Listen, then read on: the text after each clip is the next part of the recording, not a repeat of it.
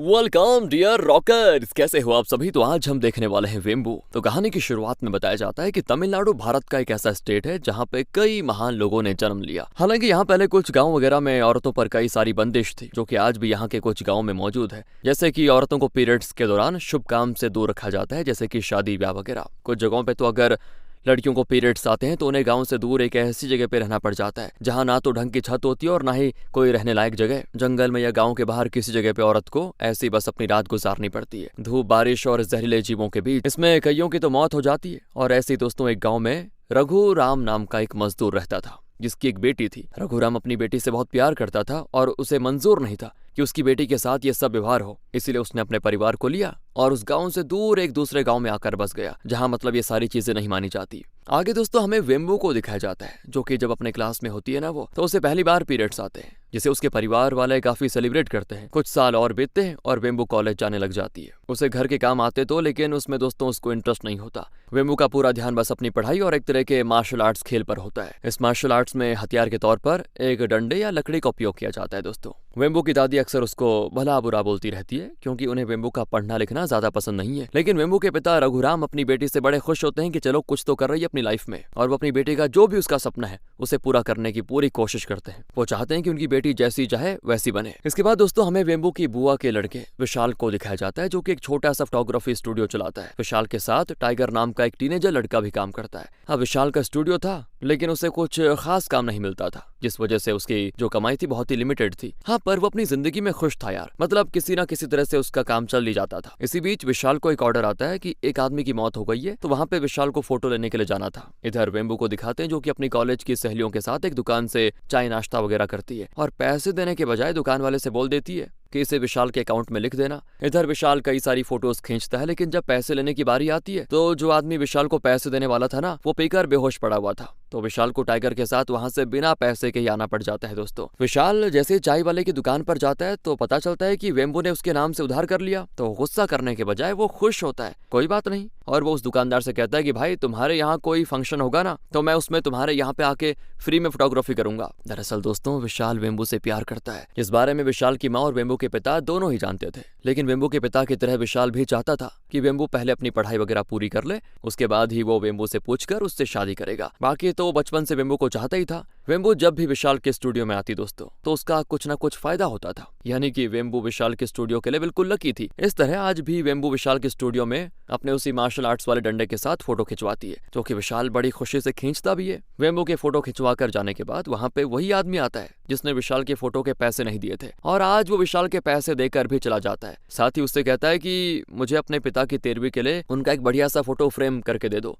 उसका भी एडवांस वो दे देता है दोस्तों विशाल को। आगे हमें वेम्बू को दिखाया जाता है, जो कि अपने मार्शल आर्ट्स की प्रैक्टिस करती है, और तभी उसको अभ्यास करते हुए गांव के कुछ आवारा लोग देख रहे होते हैं। उनकी बुरी नजर वेम्बू पर होती है। घर लौटते समय वेम्बू को वो लोग चिढ़ाते भी हैं, छेड़ने लग जाते हैं, जिस दौरान पहले वेम्बू तो उनको इग्नोर करती है, पर जब बात हद से ज्यादा बढ़ जाती है ना, तो वेम्बू उन लोगों को डंडा दिखाते हुए चेतावनी देती है कि अगर आगे आने की कोशिश की ना, फिर तुम्हारी खैर नहीं। अगले दिन दोस्तों जब रघुराम अपने रोज के काम पे होता है, तब उसे उसका बॉस बुलाकर पूछता है कि वो तुम्हारी बेटी है ना, जो पूरे गांव में वो मार्शल आर्ट्स की प्रैक्टिस करते हुए फिरती है। रघुराम हाँ में जवाब देता है। तो रघुराम का बॉस कहता है कि वो दिन भर ऐसे घूमती रहती है, तुम्हें उसकी शादी करा देनी चाहिए, क्योंकि कल जब मैं कहीं जा रहा था तो मैंने देखा कि उसे 4 गुंडे छेड़ रहे हैं। उस दौरान तो मैंने वहां पहुंचकर बात संभाल ली, मगर मैं ऐसे हर जगह नहीं होता ना, तो कुछ भी हो सकता है। साथ ही तुम्हारी बेटी एक लड़के के साथ भी घूमती फिरती है। रघुराम कहता है हाँ, वो विशाल मेरी बहन का बेटा है। बॉस कहता है तुम्हें जब सब पता है तो दोनों की शादी करा दो ना। एक औरत का काम होता है घर में रहना और उसको संभालना। मैं भी अपनी बीवी और बेटी को सेम इसी तरह रखता हूँ। वो भी बहुत कुछ करना चाहती थी, लेकिन मैंने उसको इजाजत नहीं दी। बाकी तुम्हारी मर्जी, चाहो तो करो, मगर सही समय पे सही फैसला लिया तो तुम्हें दिक्कत नहीं होगी आगे। अब रघुराम सोच में पड़ जाता है कि जिस वजह से मैं अपने गांव छोड़कर इस गांव में आया, यहाँ भी वैसी बंदिशें मेरी बेटी को पीछा नहीं छोड़ रही। मेरी बेटी बचपन से ही अपनी मार्शल आर्ट सीख रही है, और मैं उसको रोकूंगा नहीं, उसकी शादी भी अभी नहीं कराऊंगा। इसके बाद जब वो अपने साइकिल से घर जा रहा होता है, तभी वो देखता है कि एक चोर किसी बुजुर्ग महिला के पैसे छीनकर भाग रहा है। ये देखकर वो उस चोर का पीछा करता है, लेकिन उसे पकड़ नहीं पाता। इसके बाद वो उस महिला के पास आकर कहता है कि इस उम्र में आपको ये बाहर के काम नहीं करने चाहिए। वो महिला कहती है कि मेरा अपना कोई नहीं है ना बेटा, अगर मैं काम नहीं करूंगी तो भूखी मर जाऊंगी। बाकी जब मैं जवान थी तो इस गांव में अकेली आ जाती थी, किसी ने कभी कुछ किया नहीं, पर अब यहाँ ये सारी चीजें बढ़ गई हैं। अगर मेरी जैसी बुढ़ियों के साथ ऐसा हुआ तो पता नहीं जवान लड़कियों का क्या ही होगा। उस महिला की बात सुनकर रघुराम सोचने लग जाता है और अपनी बेटी को लेने के लिए चला जाता है दोस्तों, जो कि प्रैक्टिस कर रही है अपनी। मगर प्रैक्टिस के दौरान उसे लग जाती है चोट और ये देखकर रघुराम तुरंत उसके पास जाता है और उसे लेकर तुरंत घर की ओर। तो जहाँ पहुंचकर पहले तो वो अपनी बेटी को चोट पे दवाई लगाता है, फिर वो उससे कहता है कि बेटा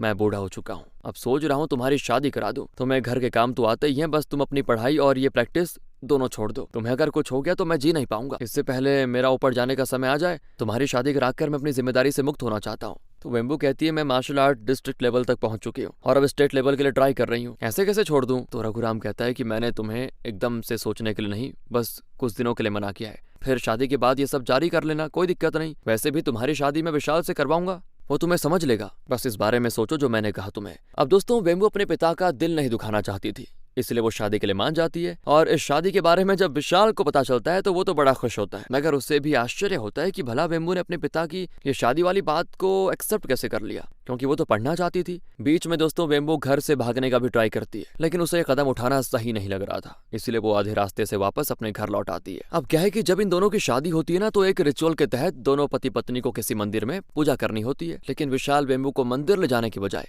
दूसरी जगह लेके जाता है ताकि वो उससे अच्छे से बात कर पाए। विशाल कहता है तुम इस शादी से खुश तो हो ना, नहीं हो तो फिर तुमने शादी के लिए हाँ क्यों की। और ये सब सुनते ही वेम्बू उससे कहती है कि मैंने इसलिए नहीं बताया क्योंकि मुझे लगा तुम इस बात को दूसरी तरह से लोगे और सोचोगे कि मैं तुम्हें नहीं चाहती। दरअसल मैं तुमसे प्यार तो करती हूँ, लेकिन मुझे अपना ये मार्शल आर्ट्स नहीं छोड़ना। मेरे स्टेट लेवल का कंपटीशन अगले ही महीने होने वाला है, उसे बस मैं एक बार जीत लूं फिर सब ठीक हो जाएगा। विशाल कहता है बस इतनी सी बात, तुम कोई काम धाम मत करना, मैं सब कुछ कर दूंगा, बस तुम अपने कंपटीशन पे फोकस रखो। ये बातें करते करते दोनों वहां से जाने लग जाते हैं और तभी अचानक से मौसम खराब हो जाता है, जिसकी वजह से इनकी गाड़ी डिसबैलेंस होती है और वेम्बू के साथ विशाल भी गिर पड़ता है। लेकिन दोस्तों विशाल का सर एक पत्थर पे जा लग जाता है, जिससे वेम्बू खुद को संभालने के बाद उठने की कोशिश करती है, लेकिन जब विशाल अपनी आंखों को खोलता है तो उसको दिखाई देना बंद हो जाता है। हाँ दोस्तों, विशाल की आंखें बंद हो चुकी है, मतलब उसकी नजर चली गई, और जब उसको कुछ दिखाई नहीं देता तो वेम्बू की तो हालत खराब, बेचारी रोने लग जाती है। फिर जब विशाल को डॉक्टर देखते हैं तो वेम्बू से बताते हैं विशाल को जब दिमाग में चोट लगी तो जो नर्व ब्रेन को आंखों से जोड़ती है वो डैमेज हो गई है। नॉर्मली इस जगह पे चोट लगने से या तो लोग मर जाते हैं या फिर बेहोश। बाकी चिंता मत करो, तुम विशाल को एक न्यूरो सर्जन को दिखाओ, वो विशाल की सर्जरी करेंगे तो ठीक हो जाएगा। अब वेम्बू ये सुनकर खुश हो जाती है, लेकिन एक आदमी वेम्बू से बताता है कि विशाल को अगर वो प्राइवेट हॉस्पिटल में लेकर जाती तो लाखों रुपए लग जाएंगे, और अगर वो सरकारी में लेके जाएगी तो कई महीनों में उसका नंबर आएगा। पर हाँ, अगर वेम्बू किसी तरह एमएलए से लेटर ऑफ रिकमेंडेशन लेकर आ जाए तो विशाल की सर्जरी जल्दी हो सकती है, वो भी गवर्नमेंट अस्पताल में बिना ज्यादा पैसों के। अब बेचारी वेम्बू, जिसके सपने कुछ और ही थे, वो अपने सपनों को भुलाकर अपने पति की सेवा में लग जाती है। वो एमएलए से भी मिलने का तय करती है, लेकिन वो अभी कहीं बाहर गया होता है। वेम्बू दोस्तों घर का सारा काम करती और अपने पति की देखभाल भी। फिर विशाल एक दिन वेम्बू से कहता कि तुम्हारे सपने पर मैंने पानी फेर दिया, मेरी वजह से तुम इस नरक में फंस गई हो। लेकिन वेम्बू कहती है आप ये सब मत सोचो, सब ठीक हो जाएगा। ऐसे ही वेम्बू जब कहीं जा रही होती है ना, तब उसे कुछ बच्चियां रोकती है, जिन्हें वेम्बू के बारे में पता था कि वो मार्शल आर्ट्स में माहिर है, इसलिए वो सभी वेम्बू को कहते हैं कि हमें भी सिखाओ ना। वेम्बू पहले तो नहीं मानती, लेकिन फिर कहती ठीक है, रोज 1 घंटे में तुम्हें सिखाऊंगी। इस तरह वेम्बू की मुश्किलें यहाँ दोस्तों और बढ़ना शुरू हो जाती है। घर में सिर्फ विशाल ही कमाने वाला था और अब उसका फोटो स्टूडियो बंद हो चुका था, तो घर चलाना वेम्बू के लिए बड़ा मुश्किल हो रहा था। सबका खाना पीना और विशाल की दवाइयाँ, ये सब वेम्बू को ही देखना पड़ रहा था। तो इसीलिए वेम्बू विशाल से पूछकर गाँव से बाहर जाकर नौकरी करने का सोचती है। वो एक फोटोकॉपी की दुकान में काम भी करने लग जाती है, लेकिन एक दिन वो फोटोकॉपी मशीन जाम हो जाती है। तो वेम्बू से दुकान वाला कहता है कि अब इसको बनने में तो 15 दिन लगेंगे, जब ये ठीक हो जाएगा तो फिर से आ जाना। लेकिन वेम्बू की प्रॉब्लम ये थी कि वो 15 दिनों तक घर कैसे चलाएगी। इसी बीच वेम्बू को एक जगह रोड पर अपनी जो करतब थे मार्शल आर्ट्स के, वो दिखाने पे पैसे मिल रहे थे, तो वो भी अपना प्रदर्शन शुरू कर देती है, जिससे उसे कुछ पैसे और पूरे घर के लिए अच्छा खाना मिल जाता है, जिसे वो घर लेकर आती है। उस खाने को खाकर विशाल और उसकी माँ बड़े खुश होते हैं। और दोस्तों हाँ, मैं आपको बताना भूल गया कि विशाल के पिता की मौत कुछ साल पहले हो गई थी और उसकी माँ है बस। इस तरह से दोस्तों वेम्बू घर चला रही है। और जब ये बात वेम्बू के पिता को पता लगती है तो वो उससे मिलने के लिए आते हैं और उसकी हालत देखकर बड़े रोते भी हैं। वो खुद को ही दोषी ठहराते हैं कि ये सब मेरी गलतियों की सजा तुम्हें मिल रही है। लेकिन वेम्बू इस परिस्थिति में हार नहीं मानती और ना ही किसी को दोष देती है। तो एक दिन वो अपना मंगलसूत्र बेचने का फैसला कर लेती है, ताकि कम से कम 10-20 दिनों का घर तो चले, मतलब घर का खर्चा। लेकिन विशाल उसे मना करता है ये करने को। वो कहता है कि मेरा स्टूडियो बेकार ही बंद पड़ा हुआ है, मैं उसे बेच दूंगा। तो अब जब विशाल स्टूडियो को बेचने के लिए कुछ लोगों से बात कर रहा था, तब टाइगर वेम्बू से कहता है कि इस स्टूडियो को विशाल ने बहुत मुश्किल से खरीदा था, फोटोग्राफी और ये स्टूडियो उसका सपना था जिसे वो दिल पर पत्थर रखकर बेच रहा है शायद। अब ये सुनते ही वेम्बू विशाल को ये स्टूडियो बेचने से मना कर देती है और कहती है, ये तुम्हारा सपना था ना, सपने की कीमत मुझसे बेहतर कोई नहीं जानता। आप मुझे टाइगर की मदद से फोटोग्राफी सिखाओ और फिर मैं आपके इस स्टूडियो को चलाऊंगी। ये सुनकर विशाल बड़ा खुश होता है और वो किसी तरह वेम्बू को फोटोग्राफी सिखा देता है। इसके बाद ये लोग स्टूडियो ओपन करते हैं, सभी से बताते भी हैं कि इनका स्टूडियो खुल चुका है। तो 1-2 दिन के बाद इन्हें फोन आता है जो कि एमएलए के पीए का है। वो विशाल से कहता है कि भाई तुम्हारी बीवी आजकल तुम्हारी जगह पे काम कर रही है ना फोटोग्राफी की। विशाल जवाब देता है हाँ।